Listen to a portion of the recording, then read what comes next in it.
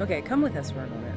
Imagine you're stepping into this grand gallery space, high ceilings, that quiet, sort of reflective hush you only get in museums. Mm-hmm. And that specific gallery light.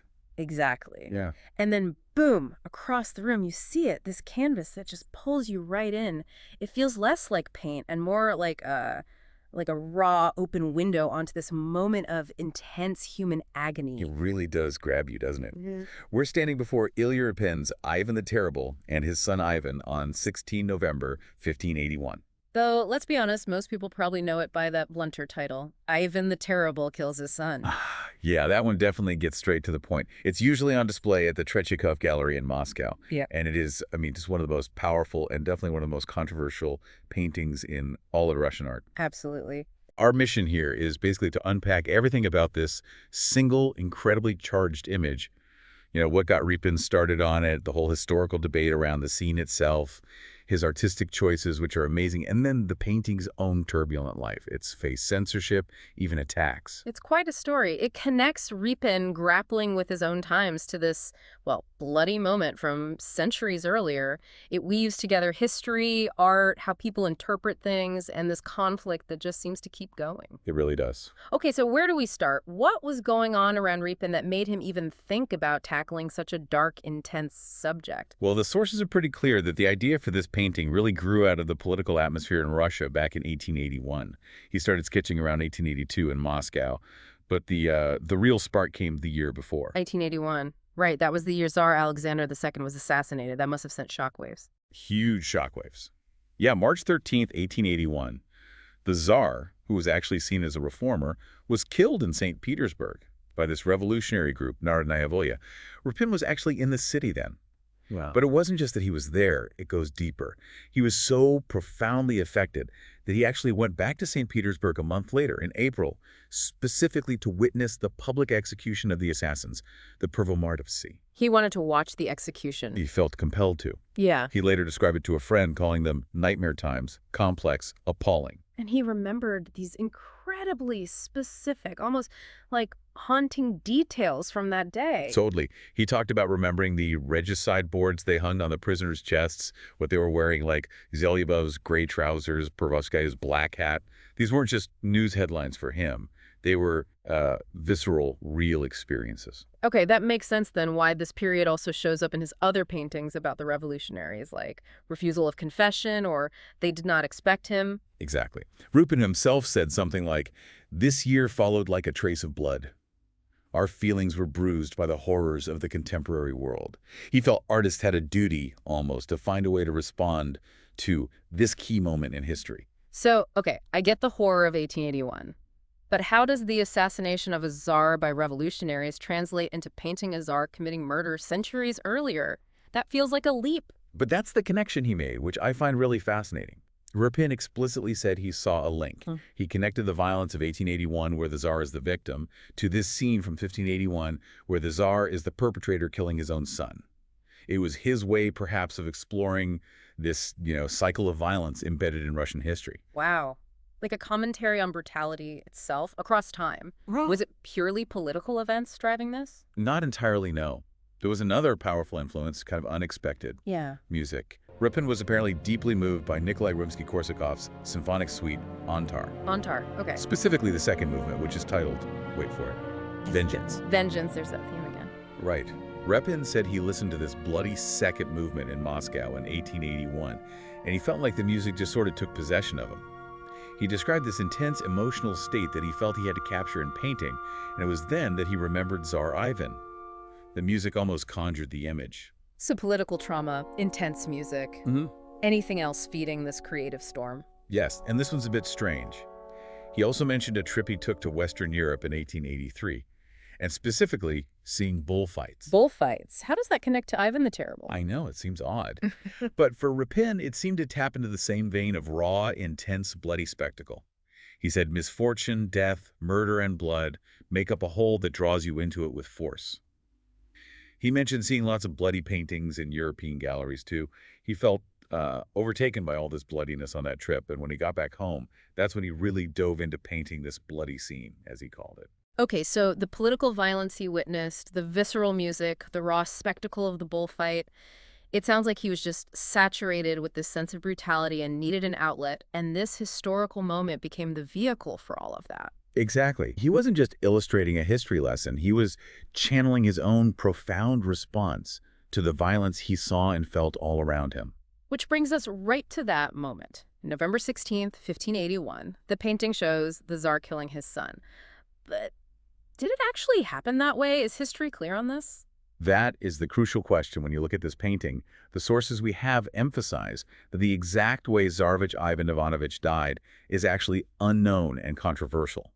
Repin picked one version, a very dramatic one, but it's definitely not the only story out there, and maybe not even the most historically likely one. Okay, let's walk through the different accounts the sources mention. What do the Russian documents from the time say? They're surprisingly vague about any violence. Ivan the Terrible himself, in a letter from 1581, just mentions his son's illness. Other chronicles note the death but give no details. The Piskarev's Chronicle says it happened at midnight. None of them explicitly say the Tsar struck him down. So the main Russian sources don't actually support Repin's depiction.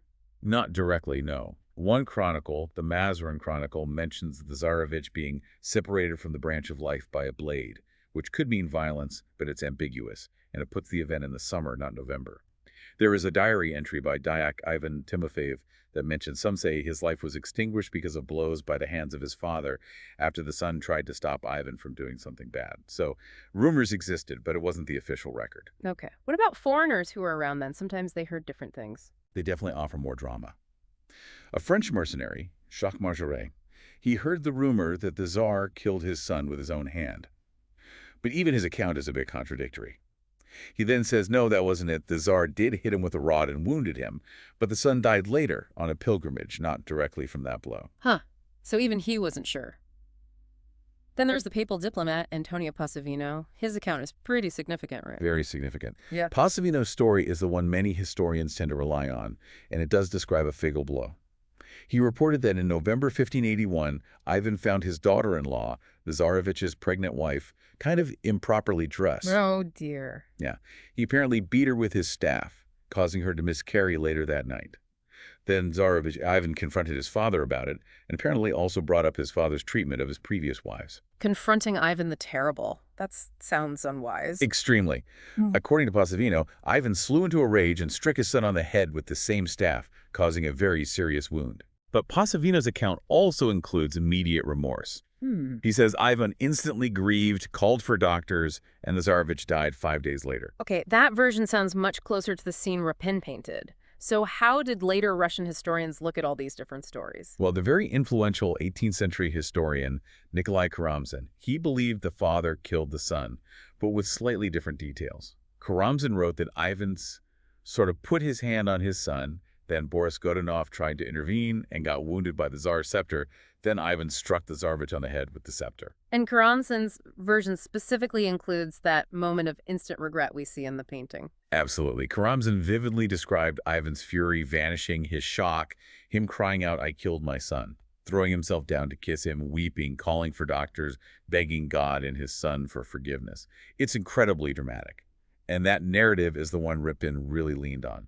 So Repin went with the most dramatic story, maybe not the most historically certain one. Did other historians agree with Karamzin? Not all of them. Mikhail Sherbatov thought Passavino's account was more plausible. And Vasily Klitschevsky, a really respected historian, called Passavino's version the only reliable one. So, you see, even among historians looking at the same stuff, there was debate. And then things got even more complicated in the 20th century with that autopsy in 1963. Right. A commission examined the remains of both Ivan the Terrible and his son Ivan. And they found really high levels of mercury in both bodies, like 32 times higher than average. 32 times? That's massive. Right. What do the sources say that could mean? Well, there are two main interpretations discussed. One is it could support a poisoning theory. Maybe someone was poisoning both of them. That might actually line up better with those early chronicles mentioning death by illness. Okay, and the other interpretation? That links the mercury to medical treatments of the era. Mercury was, believe it or not, a common treatment for syphilis back then, which some historians think Ivan the Terrible might have had. And mercury treatment itself can cause poisoning, leading to things like brain damage, erratic behavior, maybe even psychotic episodes. which some people think could help explain some of the Tsar's notoriously volatile actions. So instead of Repin's single terrible blow, the death might have been caused by slow poisoning or even by the toxic side effects of medicine. The truth is really murky. Exactly. The painting gives us this incredibly powerful narrative, but the history, especially with modern science involved, it's much less clear-cut. Okay. So Repin, armed with Karamzin's drama and his own intense feelings about violence, decides to paint this moment. Let's shift our focus now, like we're right there in the gallery. Tell us about his artistic choices. What does he actually show us and how? I think the most important choice is that he doesn't show the actual blow being struck. You don't see the violence in progress. He chose the moment right after. As one source says, it does not represent violence, but its resolution. That's powerful, focusing on the consequence, not the action itself. It totally changes the emotional weight. And you can see him refining this if you look at his sketches compared to the final painting. In some early ideas, Ivan might still be holding the scepter. But not in the final one? Nope. In the final version, the scepter is lying on the floor, discarded. The weapon is down. What about the blood? He called it a bloody scene. It is bloody, but again, he made specific choices. In an oil sketch from 1883, there's a really obvious, quite large blood stain on the floor. In the finished painting, it's much more subdued, sort of receding into the dark carpet, almost hidden in shadow. He also got rid of a long blood stain that was on the Tsarevich's clothes in the sketch. He's pulling back from the outright gore to zero in on the human reaction. So the moment we're witnessing is really one of Remorse, forgiveness, and love. That's how the sources describe it. let's look right at their faces. That's where all the intensity seems to be focused. Oh, absolutely. Look at Ivan the Terrible. His eyes are just bulging with horror, despair, and madness. He's clutching his son around the waist, pulling him close. It's a pose that actually reminds some scholars of Rembrandt, maybe like The Return of the Prodigal Son or David and Jonathan, these moments of intense, tragic family connection. And the Tsarevich, his expression is just devastating. It really is. He's weeping. You see that single tear tracking down his nose. His hand is raised, but it looks so gentle, almost weak. His face and that gesture, they're described as almost like that of an icon. It really feels like he's offering forgiveness even as he's dying. Karamzin, his painter friend who saw it early on, was just floored, called it a natural, tragic scene. The sheer size of it must add to the impact, too. It's huge, right? Like nearly 2 meters tall. Yeah, almost 2 meters high and over 2.5 meters wide. Just envelops you. And Repin puts the two figures right in the center, emerging from this sort of twilight, this dimly lit interior. They really pop out from the background. And it's not just their faces telling the story. You see the chaos around them. That's part of Repin's genius here. Hmm. The sources point out how you can basically reconstruct the whole event just from the details scattered around. Look at the carpets. They're all crumpled and bunched up. The Tsarevich's boots are lying there. The scepter on the floor. The murder weapon. The overturned throne. Exactly. The overturned throne, some ornamental ball that's rolled away, a cushion. It looks like a struggle just happened. Yeah. That bunched up rug, the knocked over chair, they give you this visceral sense of the moments leading up to the embrace. And then there's the background, that red and black diamond pattern on the wall feels kind of oppressive, claustrophobic. And the only light is this cold and weak white light coming from that narrow window. And the color. My God, the red. It's everywhere. Repin apparently didn't care much for flashy brushwork. He wanted the essential, the body as a body. But his use of color here is just masterful.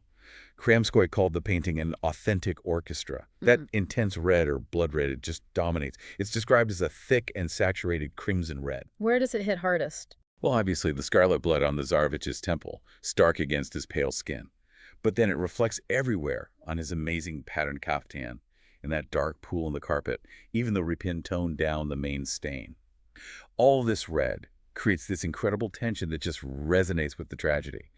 And then you have the contrast, the rich fabrics of the Tsarevich against Ivan's stark, dark, almost black coat.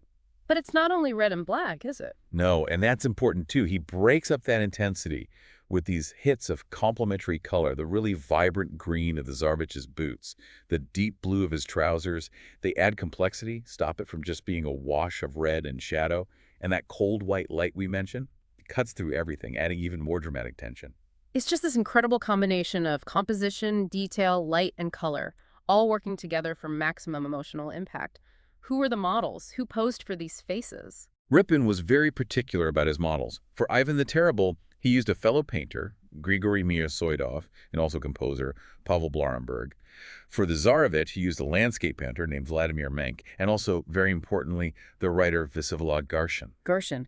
Why was he significant? Repin felt this incredibly deep connection to Garshin. He saw something in Garshin's face, a kind of predestination.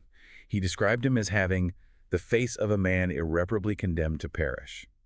Repin actually said that using Garshin completes the painting, makes him fully satisfied with it. Wow. He saw Garshin as almost an incarnation of the divine, praising his humble and delicate attitude, his angelic personality, his deeply peaceful thought. That adds such a layer of poignancy, especially knowing Garshin's own story. It really does. Garshin posed for other Repin works, too, including the main figure in They Did Not Expect Him, another painting tied to the events of 1881. And then, tragically, Garshin died by suicide in 1888, the very year Repin finished They Did Not Expect Him. Choosing a model who seemed to embody this deep vulnerability and empathy, it undeniably amplifies the feeling you get from the Tsarevich in the painting. Okay, so looking at the painting, we've got the historical context, the doubts about the event, Repin's personal motivations, the incredible artistry. But what does it all mean? Symbolically, what's its bigger message? Well, for Repin and many who first saw it, it had a really strong moral message. It was about expressing the horror of violence, the absolute rejection of it.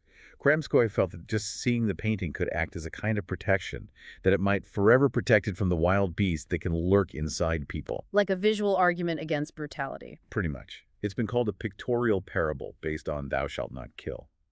Whether Ivan actually killed his son exactly like this or not, the image itself is this incredibly potent warning about destructive rage. And that gesture from the Tsarevich, the tear. You mentioned forgiveness. Absolutely. That's a major interpretation. That the painting shows how Christian love and forgiveness can somehow respond to, maybe even begin to repair, something as horrific as killing your own child.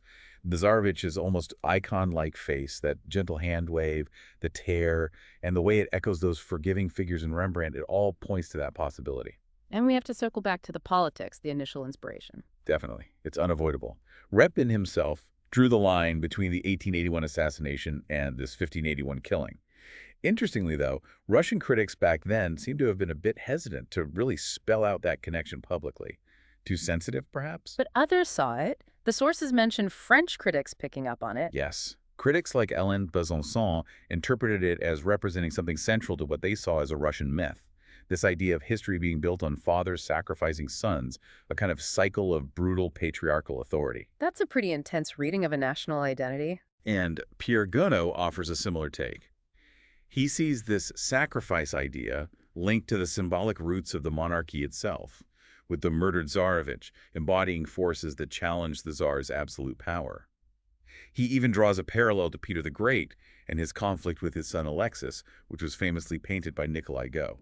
So there's this conversation happening across Russian art history about this theme. So this one painting manages to be about a specific historical moment, maybe, intense human emotion, and function as the site for huge moral, religious, and political debate. It's incredibly dense with meaning, which is a big part of why it's remained so powerful and, so controversial for so long. Speaking of powerful, Repin actually went back to this theme later, didn't he? There's a second version. That's right. In 1909, he painted another version for a collector. It's called Filicide, and it's in the Voronezh Museum now. How different is it? Well, it was painted 25 years later, so his style might have evolved.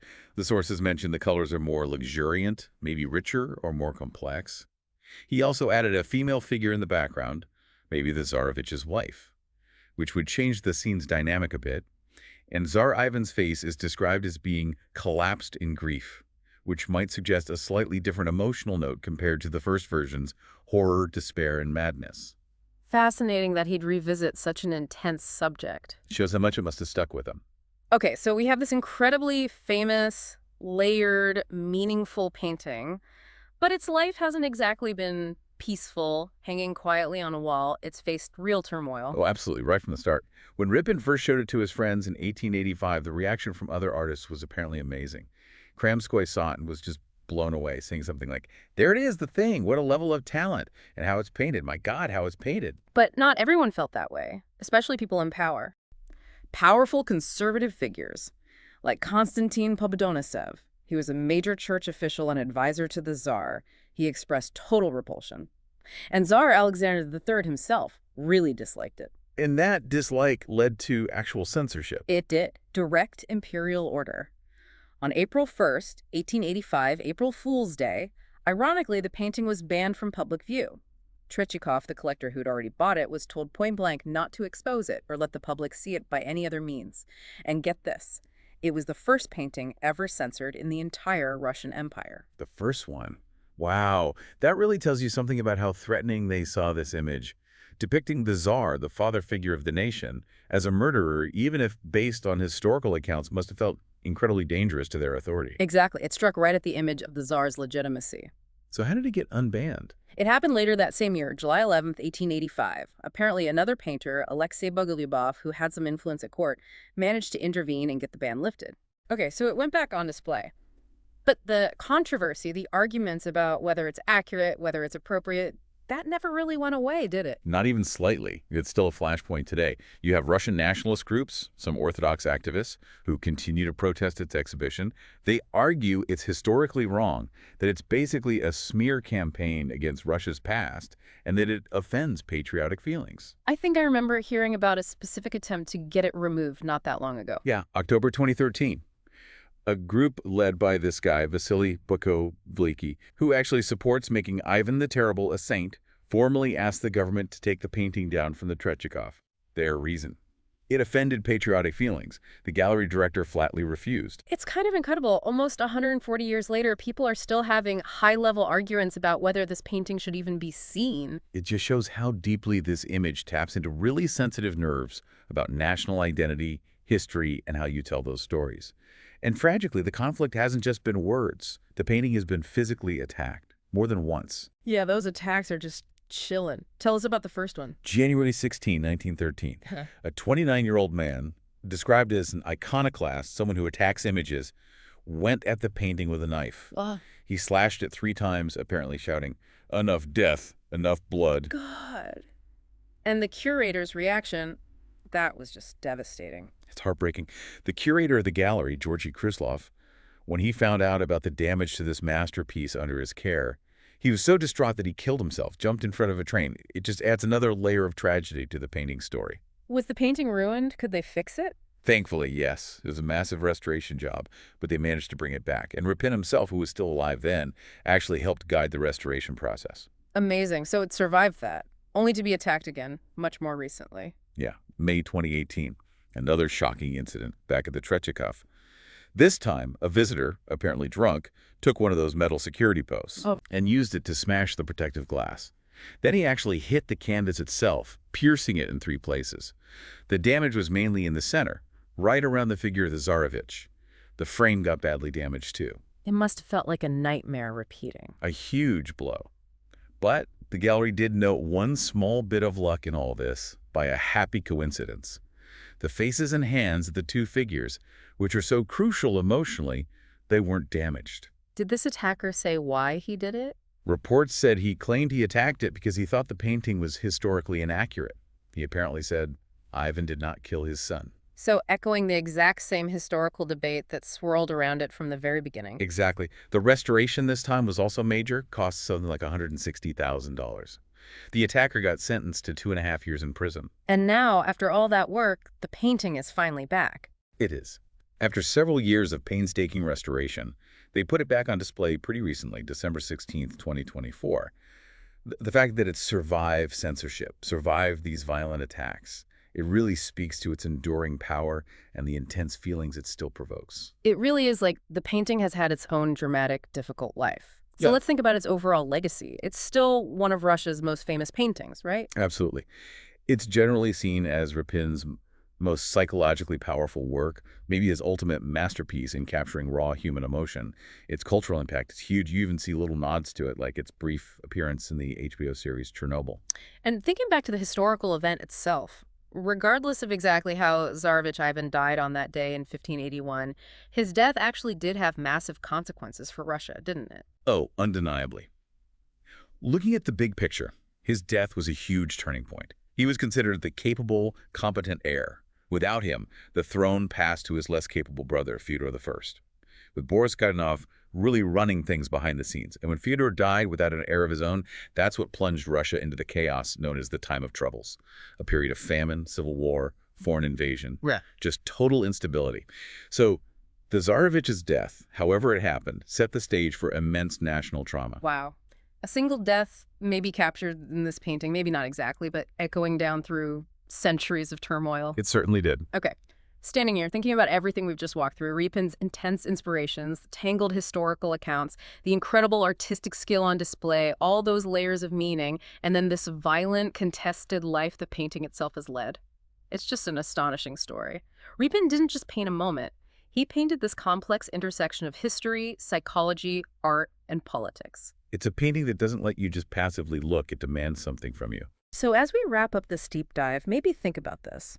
How can one single image, based on an event we're not even totally sure about historically, generate so much intense emotion? How can it provoke state censorship, inspire competing interpretations, and even incite physical violence across more than a century?